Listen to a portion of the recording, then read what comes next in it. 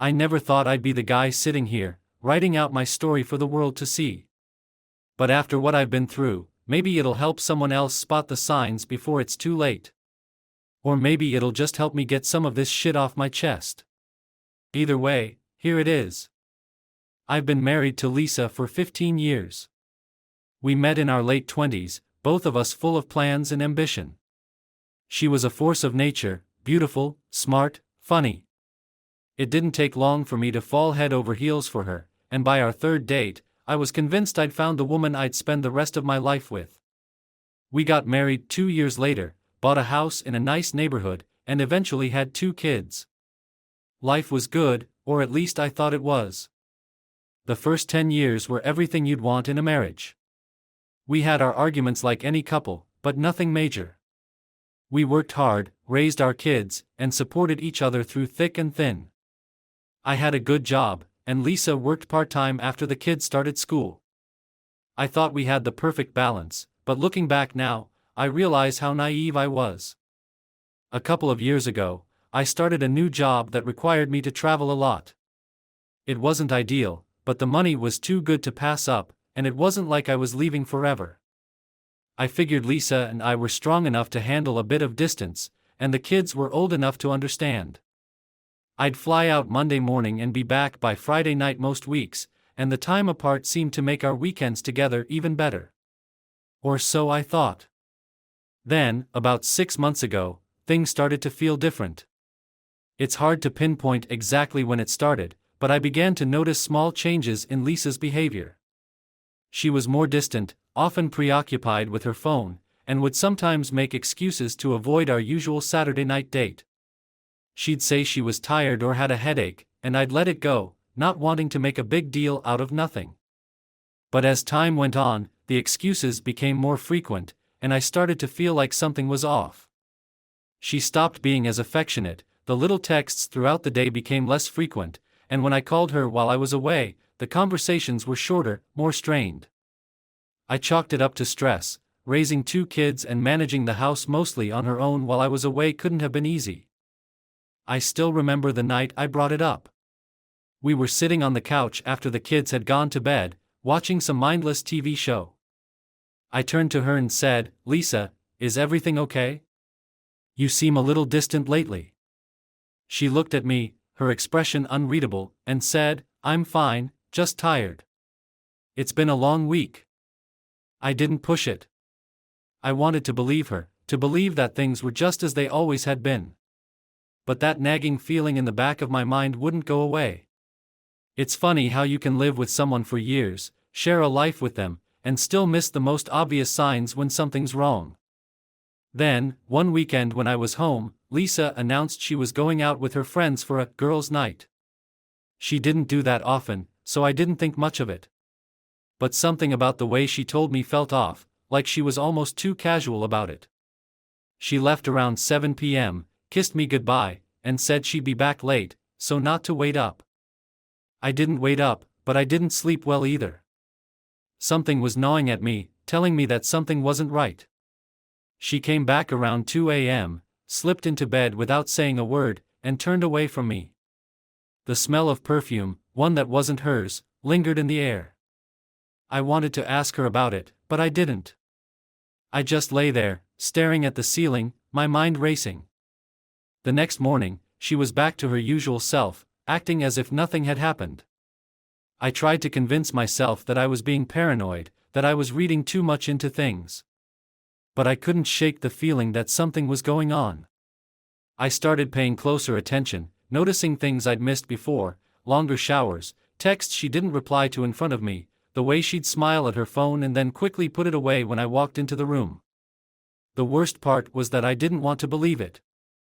I loved Lisa, still do, and the thought of her betraying me was something I couldn't bear to face. But deep down, I knew. I knew something was happening, something that could tear our family apart if I didn't figure it out. And so I started to watch her more closely, looking for the clues I'd missed before, hoping that I was wrong. But the more I saw, the more I realized that I wasn't. And that's when I knew, I had to find out the truth, no matter how much it hurt. Because living in ignorance, pretending that everything was okay, wasn't an option anymore. I needed to know, once and for all, if my wife was the woman I thought she was, or if she'd been lying to me all along. The decision to take the kids to my parents' place wasn't an easy one, but it felt like the right thing to do. I couldn't focus on finding out the truth about Lisa with the kids around. They were my priority, and I didn't want them to see anything they shouldn't. Besides, my parents had been asking to spend more time with their grandkids, so it wasn't difficult to convince them to take the kids for the weekend. I remember that Saturday morning clearly. I packed up the kids' things, telling them it was just a fun weekend with Grandma and Grandpa. Lisa seemed fine with the idea, even offering to help pack their bags. She was all smiles, her usual charming self, which only made me feel worse. The way she kissed the kids goodbye, hugged them tight like she always did, it almost made me doubt what I was planning to do. But that gnawing feeling in my gut told me I couldn't back down. After dropping the kids off, I headed back home. It was a bit after noon, and the drive was longer than usual, or at least it felt that way. My mind was racing, every possible scenario playing out in my head. What if I was wrong? What if I came home to find Lisa alone, just going about her day? But what if I wasn't? What if I walked in on something I could never unsee? The closer I got to the house, the more my heart pounded in my chest. I pulled into the driveway, parked the car, and just sat there for a moment, trying to gather my thoughts. The house looked so normal, so calm, just as it always did. But I knew better. I had to know. I walked up to the front door, my keys clutched tightly in my hand. I debated whether to knock or just go in, but the idea of knocking on my own front door seemed ridiculous. So I unlocked it as quietly as I could and stepped inside. The house was eerily quiet, too quiet. Usually, there'd be some noise, Lisa humming to herself, the TV on in the background, something. But there was nothing. I moved through the house slowly, listening for any sound, any sign of life. My heart was pounding so hard I could hear it in my ears. And then I heard it. A faint noise coming from upstairs, from our bedroom. At first, I thought I was imagining it, but as I got closer to the stairs, the sound became clearer. It was a muffled moan, followed by another, and then a voice, Lisa's voice. I felt like I was going to be sick. Every instinct told me to turn around and leave, to get the hell out of there before I saw something that would destroy me. But I couldn't. I had to know. I took the stairs 2 at a time, my heart racing, every step feeling like a step closer to the end of everything I knew. The sounds grew louder as I reached the top of the stairs, moans, gasps, the unmistakable sounds of sex. My blood boiled, and I felt a rage building inside me that I hadn't known I was capable of. The bedroom door was slightly ajar, just enough for me to see inside. My worst fears were confirmed in that split second. There was Lisa, naked, on our bed, under some guy I didn't recognize. They were so wrapped up in what they were doing that they didn't even notice me standing there. Everything happened in a blur after that. The rage took over, and before I knew it, I had burst through the door, roaring like an animal. The guy barely had time to react before I was on him, dragging him off the bed and slamming him against the wall. He was younger, fitter, but I was fueled by pure adrenaline and fury. I punched him in the face, hard, feeling the bones in my hand crack as my fist connected with his jaw. He tried to fight back, but I was relentless, landing punch after punch until he was bleeding and gasping for breath. Lisa was screaming, but I barely heard her. All I could see was red, all I could think about was making this bastard pay for what he'd done. He managed to push me off, stumbling backward, but I wasn't done. I grabbed him by the throat and slammed him into the dresser, the wood splintering under the impact. He was pleading now, his hands clawing at mine, trying to break my grip, but I didn't care. I wanted to choke the life out of him, to make him suffer the way he'd made me suffer.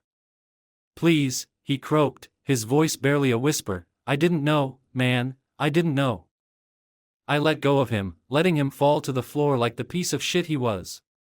He lay there, coughing and spitting blood, too weak to fight back anymore. I stood over him, breathing heavily, my fist still clenched, but something in me snapped back to reality. This wasn't just some stranger in a bar. This was in my home, in my bedroom, and Lisa was still there, watching the whole thing. I turned to her, and for the first time since I'd walked in, really looked at her. She was huddled on the bed, clutching the sheets to her chest, her face pale, her eyes wide with terror. But there was something else there too, something that made my blood run cold: defiance. "Get out," I growled at the guy, who was still lying on the floor. He didn't need to be told twice. He scrambled to his feet, grabbed his clothes, and bolted out the door, not even bothering to dress. I heard the front door slam behind him, and then it was just me and Lisa, alone in the aftermath. The silence that followed was deafening. I could hear her breathing, quick and shallow, as she stared at me with a mixture of fear and something else, something like hatred. I didn't know what to say, what to do. I just stood there, the adrenaline still coursing through my veins, my hands shaking, my mind reeling. "How long?" I finally managed to say, my voice hoarse. "How fucking long has this been going on?" She didn't answer right away. She just stared at me, her eyes cold, like she was trying to decide whether to tell the truth or spin another lie. Finally, she shrugged, the gesture so casual it made me want to scream. "Does it matter?" she said, her voice dripping with disdain. "Does it matter?" I repeated, stunned by her response. "Does it fucking matter?" "Of course it matters, Lisa. You've been fucking someone else in our bed, in our home. What the hell is wrong with you?" She rolled her eyes, as if I was the one being unreasonable. "You're never here," she snapped. "You're always off on some trip, leaving me here alone. What did you expect?" "I expected you to be faithful," I shouted, my voice echoing off the walls. "I expected you to love me, to love our family. What happened to you, Lisa? What happened to us?" She didn't answer. She just looked away, her face hardening into a mask of indifference. It was like I didn't even recognize her anymore. The woman I loved, the woman I thought I knew, was gone, replaced by this cold, unfeeling stranger. "I gave you everything," I said, my voice breaking. "I gave you my heart, my life, and this is how you repay me? By fucking some guy in our bed?" She didn't say anything, didn't try to defend herself. She just sat there, silent, like she didn't give a damn about what she'd done, about how she'd shattered our life. I felt a wave of despair wash over me, drowning out the anger, leaving me feeling hollow and broken. I turned and walked out of the room, out of the house, into the cold afternoon air. I needed to get away, to think, to figure out what the hell I was going to do. But one thing was certain, my life would never be the same again. The cold air did little to clear my head as I stepped outside. My heart was pounding, my fists still throbbing from the beating I'd given that bastard. But the physical pain was nothing compared to the storm raging inside me.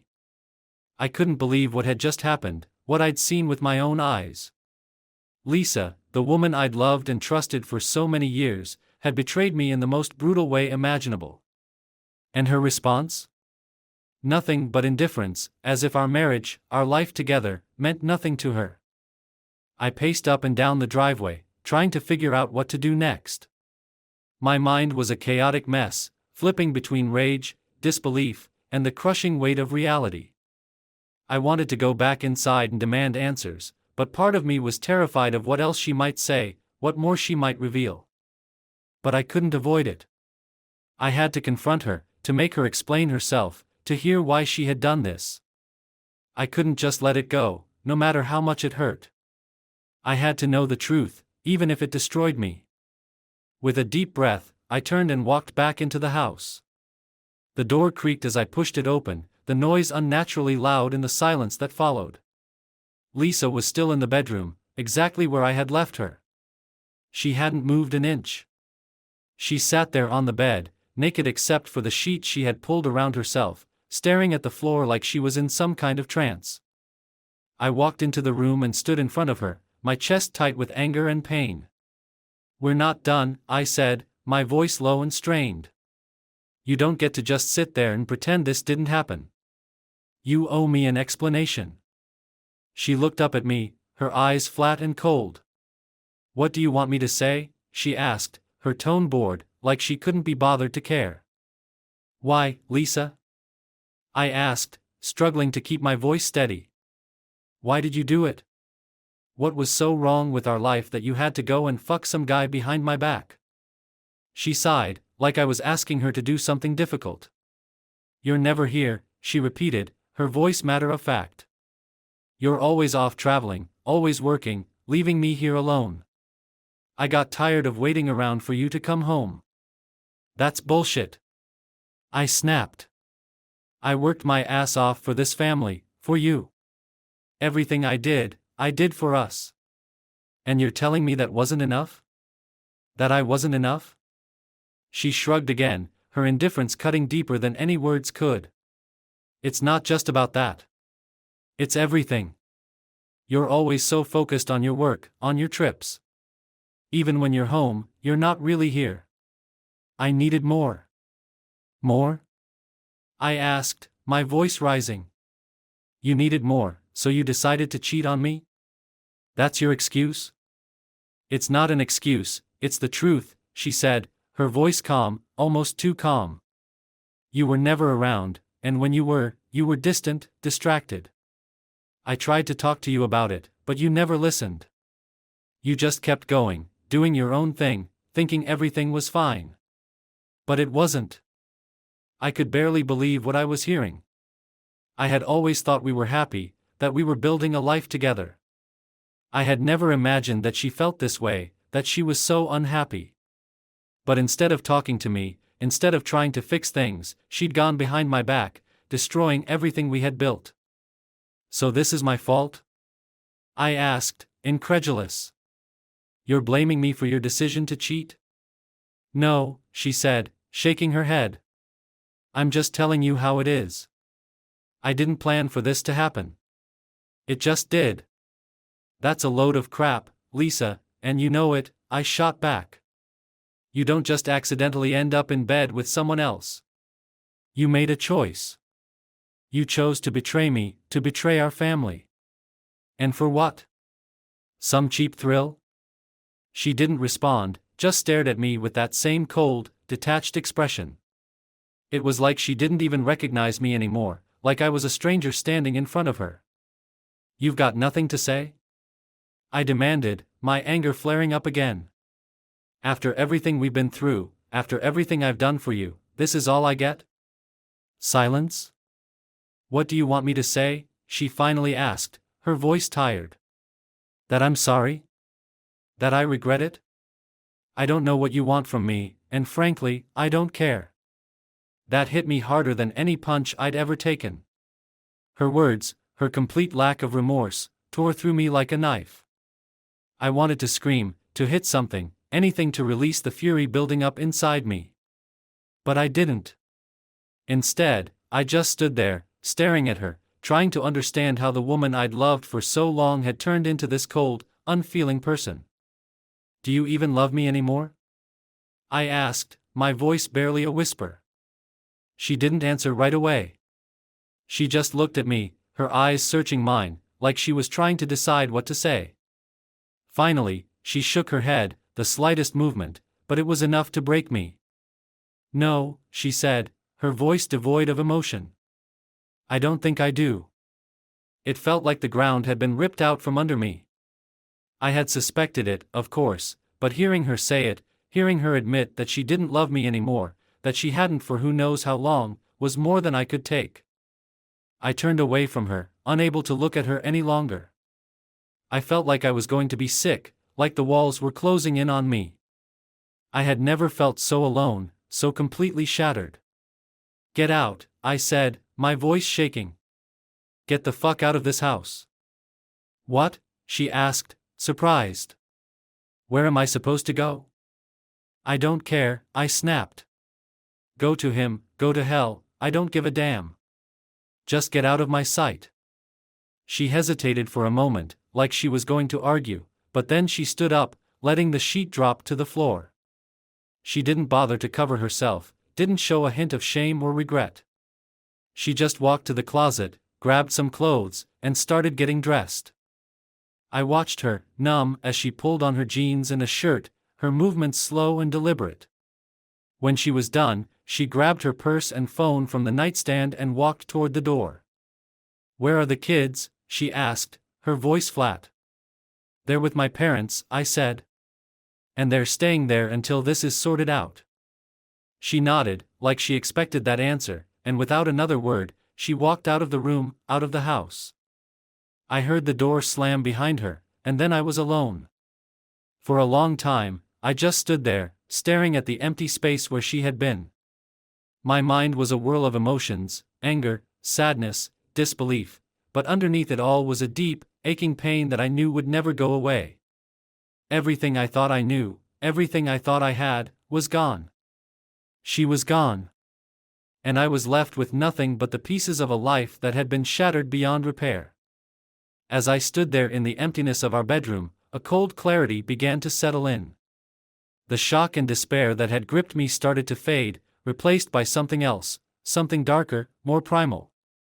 Lisa's betrayal wasn't just a mistake or a lapse in judgment, it was a calculated decision that she made, knowing full well what it would do to me, to our family.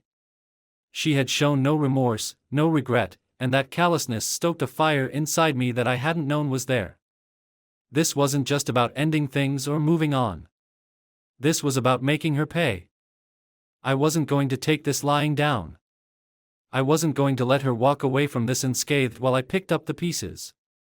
No, if she wanted to destroy our life together, I was going to make sure she felt every ounce of the pain she had inflicted on me.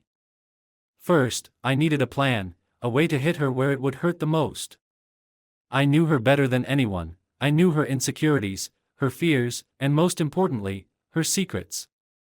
Over the years, Lisa had carefully crafted an image for herself: perfect wife, loving mother, successful woman. But I knew that image was a facade, and it was time to tear it down. Lisa had always been vain, obsessed with appearances and how others perceived her. Our friends, our neighbors, everyone who knew us thought she was a saint, a devoted wife who had sacrificed so much while I was away for work. That was the image she had cultivated, and it was the one thing she truly cared about. So, that's where I decided to strike. The first step was to gather all the evidence of her affair. I had already seen enough to know what was going on, but now I needed proof, undeniable, irrefutable proof that would ruin her reputation. I hacked into her email, her social media accounts, and her phone. It wasn't hard, she'd never been that tech-savvy, and I knew all her passwords. What I found made my blood boil all over again. There were photos, explicit texts, even videos she had sent to that bastard, things I could barely stomach looking at but which would serve my purpose perfectly. Next, I compiled everything into a neat little package, a folder full of her dirty secrets. I made copies, saved them on a few flash drives, and backed them up in the cloud. This wasn't just about confronting her, this was about having leverage, about being prepared for any situation that might arise. With the evidence secured, I moved on to the next part of my plan. Lisa had always prided herself on being the perfect mother, the rock of our family, but I knew the truth. While I was working my ass off to provide for us, she had been neglecting the kids, focusing more on her own selfish desires than on them. I started documenting everything: times she left them alone to go meet her lover, times she ignored them or brushed them off when they needed her. I took pictures, made notes, and even recorded a few conversations where the kids talked about how distant she had been. It was all part of the plan, all ammunition I could use against her. But I wasn't done yet. Lisa had a close-knit group of friends, women she spent a lot of time with, gossiping and complaining about their husbands. They were all part of the same social circle, the same PTA, and they all thought the world of her. I decided it was time to show them the real Lisa. I sent the photos, the texts, and the videos to each of her friends anonymously, making sure they knew exactly what kind of person she really was. I knew they'd spread the word like wildfire, and soon, everyone in our community would know what she had done. The fallout was immediate. I started getting calls, texts, and emails from people who couldn't believe what they were seeing. Some were sympathetic, offering their support, while others were shocked and disgusted, unable to reconcile the Lisa they thought they knew with the one they were now seeing. I didn't respond to any of them, I didn't need to. The damage was done. But the real blow came when I took things a step further. Lisa had been running a small business on the side, something she had started a few years ago when the kids were still in school. It wasn't anything major, just a little home decor and event planning business, but it had grown over the years, and she was proud of it. I knew how much it meant to her, how much she relied on it for her sense of self-worth. So, I decided to burn it to the ground. I started by sending all the evidence to her clients, people who had trusted her with their events, their homes, their money. I made sure they knew exactly who they were dealing with, attaching all the sordid details of her affair. The cancellations started pouring in almost immediately, with clients pulling out of contracts, demanding refunds, and threatening to sue. I watched as her business crumbled, as the reputation she had worked so hard to build was destroyed in a matter of days. Lisa called me in a panic, her voice frantic as she begged me to help her, to fix what was happening. She had no idea that I was the one behind it all. I let her twist in the wind for a while, listening to her plead and cry, before I finally let her in on the truth. "It was me, Lisa," I said coldly, cutting through her desperate rambling. "I'm the one who sent everything to your clients, to your friends, to everyone. You wanted to fuck up our life? Well, I'm just returning the favor." She was silent for a moment, stunned into silence by the realization. When she finally spoke, her voice was shaky, filled with disbelief. "Why would you do this?" she asked, her voice breaking. "Why are you doing this to me?" "Because you deserve it," I replied, my voice hard as steel. "You destroyed everything we had, everything I thought we were. You made your bed, Lisa, and now you're going to lie in it." She started crying then, real tears, not the fake ones she had used to manipulate me for so long. But I didn't care. I didn't feel a shred of sympathy for her. This was her doing, her choices that had led us here. She had betrayed me, betrayed our family, and this was the price she was going to pay. But I wasn't finished. There was one more thing I needed to do, one final act of revenge to seal her fate. I knew she still had some money saved up, a little nest egg she had been keeping hidden, probably planning to use it if things went south. I decided to drain that too. Using the access I had to our joint accounts, I transferred every last penny out of her savings and into an account she couldn't touch. It wasn't illegal, the money was just as much mine as it was hers. But I knew it would leave her with nothing, no safety net, no way to start over. When she discovered what I'd done, she called me again, this time in hysterics. "You took everything," she screamed, her voice shaking with rage and fear. "How could you do this to me?" "How could I?" I repeated, laughing bitterly. "How could you? You threw everything away, Lisa. Our marriage, our family, all for some cheap thrill. Well, now you get to live with the consequences." "Please," she begged, her voice cracking. "Please, just stop. I'll do anything, just stop." But it was too late for that. I had already stopped caring. This wasn't about her anymore, this was about me, about reclaiming my life, my dignity. I wasn't going to let her win. I wasn't going to let her walk away from this unscathed. "You've got nothing left, Lisa," I said, my voice cold and final. "No money, no reputation, no family. You're on your own now. I hope it was worth it." And with that, I hung up, cutting her off mid-sentence.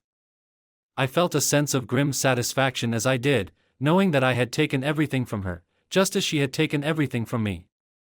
With Lisa's life thoroughly dismantled, my thoughts turned to the man who had played a part in this betrayal. He was just as guilty, just as responsible for the destruction of my marriage, and I wasn't about to let him walk away without facing the consequences. I didn't care who he was or what his life was like. All I knew was that he had knowingly slept with another man's wife, and for that, he deserved to suffer. I didn't want to face him again, that wasn't the kind of revenge I had in mind. I wanted to hit him where it hurt the most, his livelihood, his reputation, his relationships. If Lisa had been reckless enough to get involved with someone local, someone with ties to our community, then I could use that against him. And if not, well, I had other ways of making him pay. It took me a few days to dig up the information I needed. I knew where he worked. Lisa had mentioned it in passing once, a little detail she probably didn't think mattered. But it was the key to everything. He was a manager at a small company that handled IT services for local businesses. It wasn't a high-profile job, but it was enough for me to ruin. I started by reaching out to his employer, posing as an anonymous concerned citizen. I sent them an email from a burner account, detailing how their employee had been involved in an extramarital affair with a married woman, complete with dates, locations, and a few of the explicit messages and photos I had gathered. I made sure to emphasize how this kind of behavior could reflect poorly on the company, especially if word got out to their clients. The response was swift. Within hours, I received a curt reply thanking me for the information and assuring me that the matter would be handled internally. But I wasn't done yet. I knew that getting him fired would hurt, but I wanted to do more than that. I wanted to destroy his professional reputation completely. Next, I contacted several of the businesses his company serviced.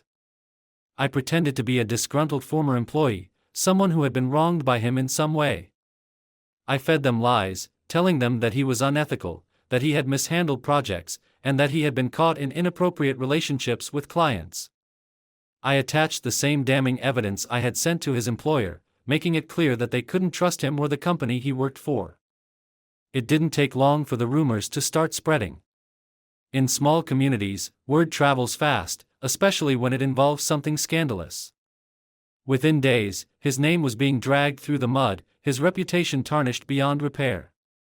I heard through the grapevine that several businesses had already pulled their contracts, unwilling to be associated with someone who was quickly becoming infamous for all the wrong reasons. But I didn't stop there. I tracked down his social media profiles, the ones he had so carefully curated to present an image of success and respectability. I hacked into his accounts, posting everything I had found, pictures of him with Lisa, messages that made it clear he was knowingly involved with a married woman. I tagged his friends, his family, his colleagues. I wanted everyone to see him for what he really was, a homewrecker, a man with no morals. The fallout was brutal. His accounts were flooded with comments, people he knew expressing their disgust and disappointment. His friends distanced themselves, his family publicly condemned his actions, and his professional connections evaporated almost overnight. By the time I was done, he was a pariah, a man whose life had been reduced to rubble because he couldn't keep his hands off another man's wife. I heard through some mutual acquaintances that he had lost his job, that he was being shunned by everyone he knew. His life was in shambles, much like mine had been just weeks before. But unlike me, he had no one to blame but himself. He had made the choice to get involved with Lisa, to betray another man, and now he was paying the price. I didn't revel in his downfall, but I didn't regret it either. He had taken something from me, something precious, and I had taken everything from him in return. There was a cold satisfaction in knowing that he would never forget what he had done, that every day for the rest of his life, he would be reminded of the consequences of his actions. And with that, my revenge was complete. I had destroyed the two people who had destroyed me, and while it didn't take away the pain of what they had done, it did give me a sense of closure. I could finally move on, knowing that I had done everything I could to make them pay for their betrayal. They had both made their choices, and now they were living with the consequences. And as far as I was concerned, they got exactly what they deserved. It had been a week since I unleashed hell on both Lisa and her lover. The dust was beginning to settle, and now it was time to deal with the aftermath. There was no avoiding it any longer. Lisa and I had to face each other one last time to talk about the divorce. The thought of seeing her again filled me with dread, but it was something that needed to be done. We had to finalize the details, especially concerning the kids. We agreed to meet at a neutral location, a quiet cafe on the outskirts of town. It was a place we used to go to when we first started dating, back when things were simpler. Now, the place felt foreign, like it belonged to someone else, another life. I arrived early, sitting at a small table by the window, staring out at the people passing by. My mind was a swirl of conflicting emotions: anger, sadness, resignation. But beneath it all was a steely resolve. I was done with her, and this meeting was just a formality. Lisa arrived a few minutes later, walking in with a hesitant expression on her face. She looked different, tired, worn down, the confident woman I once knew replaced by someone who seemed to have aged years in just a few days. She spotted me and walked over, sitting down across from me without saying a word. For a few moments, neither of us spoke. The silence was thick, heavy with all the things that had been left unsaid for far too long. Finally, I broke the silence, my voice calm but firm. "Let's get this over with," I said, looking her in the eye. "We need to talk about the divorce." She nodded, her gaze dropping to the table. "I know," she replied quietly. "I've already contacted a lawyer. We can file as soon as you're ready." "I'm ready," I said, without hesitation. "I've already made arrangements with my lawyer as well. We'll get the paperwork started as soon as possible." Lisa glanced up at me, her eyes searching mine for something, maybe a trace of the man who used to love her. But whatever she was looking for, she didn't find it. I was past that now, past caring about her or what she wanted. This was about ending things, cleanly and quickly. "I think we should make this as straightforward as possible," I continued. "We divide the assets, sell the house, and split the proceeds. I don't want anything from you, and I expect the same in return." "Agreed," she said, her voice barely above a whisper. "I don't want to drag this out any longer than necessary." There was another pause, more awkward than the first. Then she spoke again, this time more hesitantly. "And the kids?" she asked, her voice trembling slightly. "What are we going to do about them?" That was the one thing I had been dreading the most. The thought of losing time with my children, of not being there for them every day, was almost unbearable. But I knew it had to be done. They were innocent in all of this, and they needed stability, something that I couldn't provide on my own right now. "They should stay with you," I said, the words tasting bitter as they left my mouth. "You've always been the one to take care of them, especially when I was traveling. I won't take that away from them." Lisa looked at me, surprised. "Are you sure?" she asked, her voice wavering. "I mean, I didn't expect. I thought you'd want them with you." "Of course I want them with me," I snapped, unable to hide the frustration in my voice. "But this isn't about what I want. It's about what's best for them.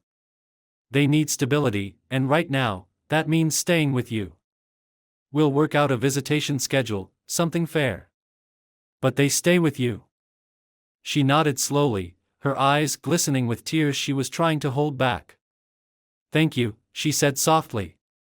"I know this isn't easy for you." "None of this is easy," I replied, my tone cold. "But it's what has to be done. I'll do whatever it takes to make sure they're taken care of, even if it means putting up with you for a while longer." Lisa winced at that, but she didn't argue. She knew she didn't have a leg to stand on, not after everything that had happened. This was the one thing I could still control, and I wasn't going to let her guilt or remorse sway me. "We'll tell them together," she suggested, her voice shaky. "They deserve to hear it from both of us." I nodded. "Fine. We'll tell them this weekend. But I don't want any lies, Lisa. They need to know the truth about why this is happening." She looked at me, her eyes wide with alarm. "The truth? You want to tell them about everything?" "Yes," I said firmly. "They deserve to know. Maybe not all the details, but enough to understand that this isn't just about us not getting along. They need to know that you're the reason this family is falling apart." Lisa's face crumpled, and for a moment, I thought she might argue, might try to convince me to spare the kids the truth. But instead, she just nodded, defeated. "Okay," she whispered. "We'll tell them the truth." We sat in silence for a while longer, neither of us willing to break it. There was nothing left to say, nothing that could change what had happened or what was about to happen. This was the end, the final chapter of a life that had once seemed so full of promise. Finally, Lisa stood up, pushing her chair back with a soft scrape. "I should go," she said, her voice barely audible. "I'll let you know when I've heard from my lawyer." "Fine," I replied, not looking at her. I didn't want to see her face, didn't want to be reminded of what I had lost. She hesitated for a moment, as if she wanted to say something more, but then she just turned and walked away. I listened to the sound of her footsteps as they faded into the background, feeling nothing but a hollow emptiness where my heart used to be. I sat there for a while longer, staring out the window at nothing in particular. The future stretched out before me, uncertain and bleak, but at least it was mine now. No more lies, no more betrayal. Just me and the reality I had been forced to confront. And as painful as it was, there was a small comfort in that. The marriage was over, the ties severed, and now it was time to start picking up the pieces of what was left. The kids would stay with their mother, but they would always be a part of my life, no matter what. That was the one thing I wouldn't let this divorce take from me. I took a deep breath, pushing the chair back and standing up. The world outside was still moving, people going about their lives, unaware of the storm that had just passed. I stepped out of the cafe, ready to face whatever came next. This was the end of my marriage, but it wasn't the end of my life. And as hard as it was, I was determined to make sure that this ending was just the beginning of something better.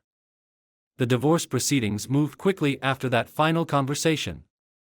There wasn't much to argue over, we had both agreed to the terms, and the lawyers handled most of the details. The hardest part was telling the kids. We sat them down that Saturday afternoon, both of us trying to keep it together as we explained that their mom and dad wouldn't be living together anymore. Lisa started, her voice shaky but gentle. "Kids, your dad and I have something important to tell you," she began, trying to muster up a reassuring smile. "We love you both very much, and that's never going to change. But, we've decided that it's best if we live apart from now on." Our daughter, Emily, who was 12, looked at us with wide, confused eyes. "What do you mean? Are you getting a divorce?" I nodded, swallowing the lump in my throat. "Yes, sweetheart.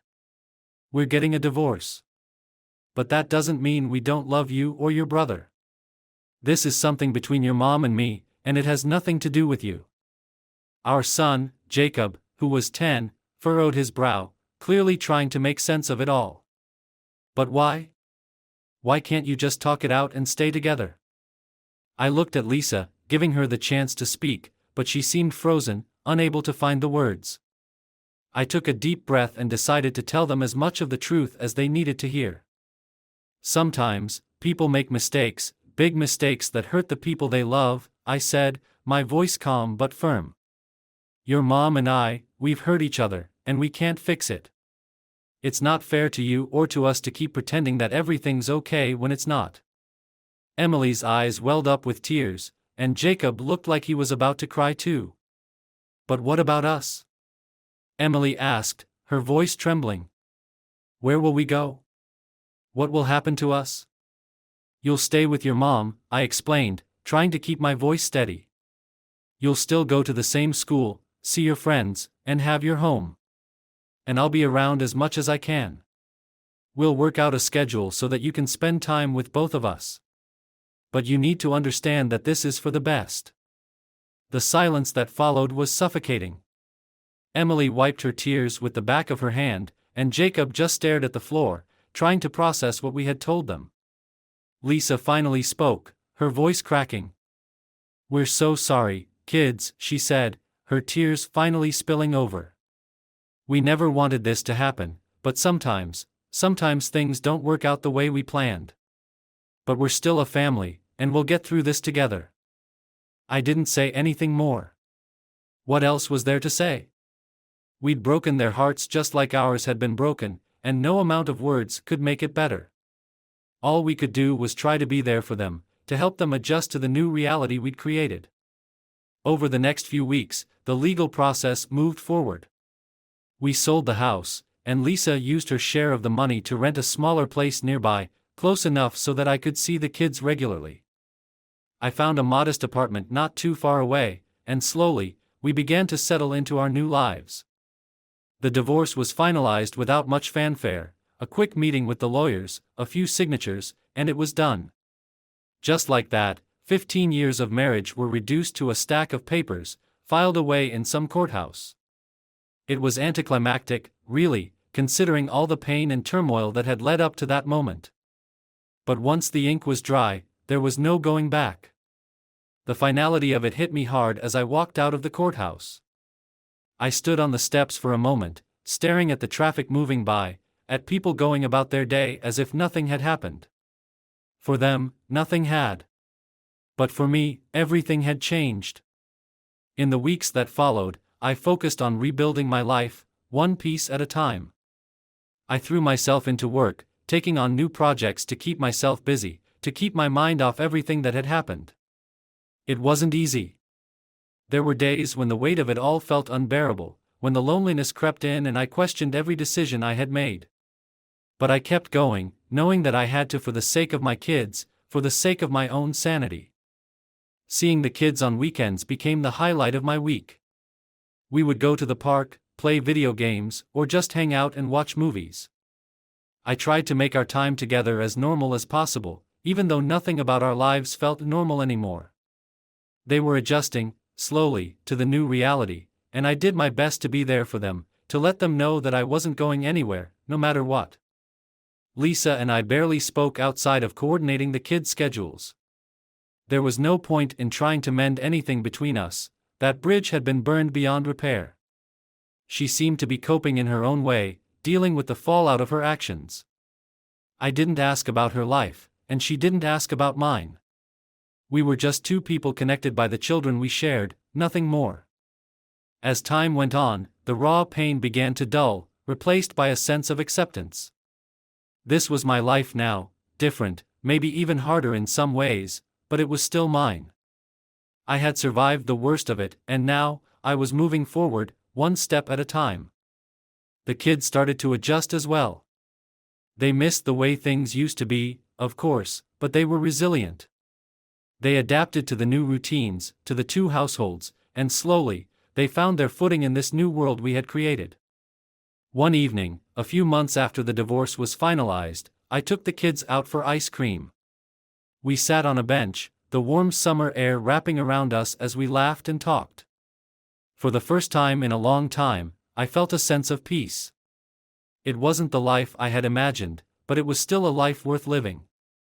As the kids ran off to play, I watched them, a small smile on my face. I had lost a lot, but I still had them.